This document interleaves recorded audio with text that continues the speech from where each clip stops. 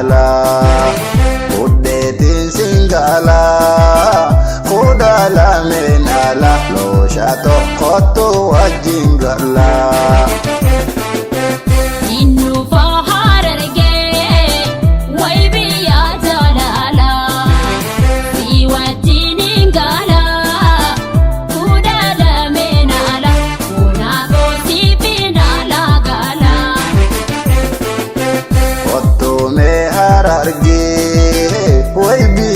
Jalala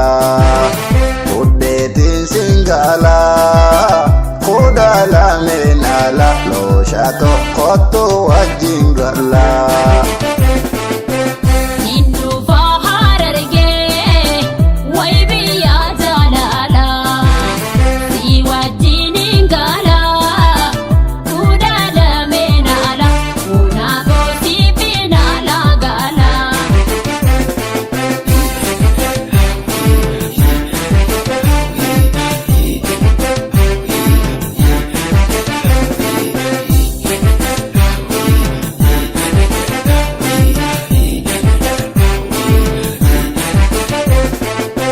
Wallisuuna dibdee dhiisuuna marartee akkaataa yar walloo kulato osoo nan barartee si malee na diidee garanko osoo nan galattee si malee na diidee garanko osoo nan galattee wallee dheertuun beekuu Gababduun iloosa Leeymaana biraan kalloo kulato taayuu beedawweeysa Ofiitti na qabii kuleyye si qalbii fayyisa Ofiitti na qabii kulato si qalbii fayyisa Sabboona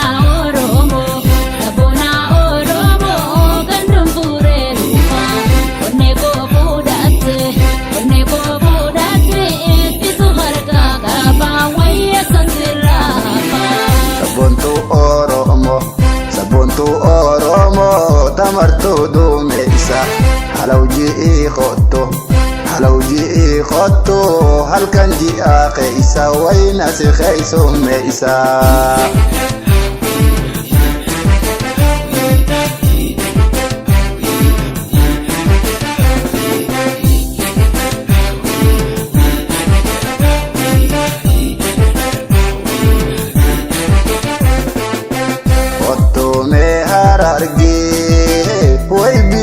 Jalala Uddeetiin singala Kudala menala Loosha tokkottu wajjin gala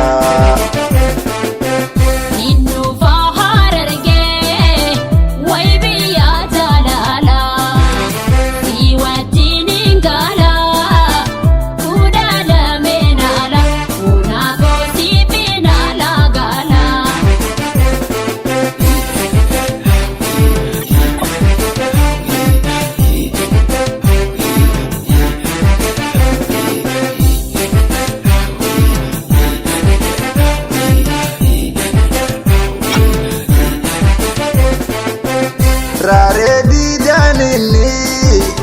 hadiida loosa'ani Tangaafa ijoollummaa kulato mallaa dhoodhoosa'ani Gadeer gurraan kanneen kuleyye gargar nu baasa'ani Gadeer gurraan kanneen kulato gargar nu baasa'ani Goofaree miinaadee Fiilaanin bobeeyse yaada garaa xiyyaa kulato osoon si bodeeyse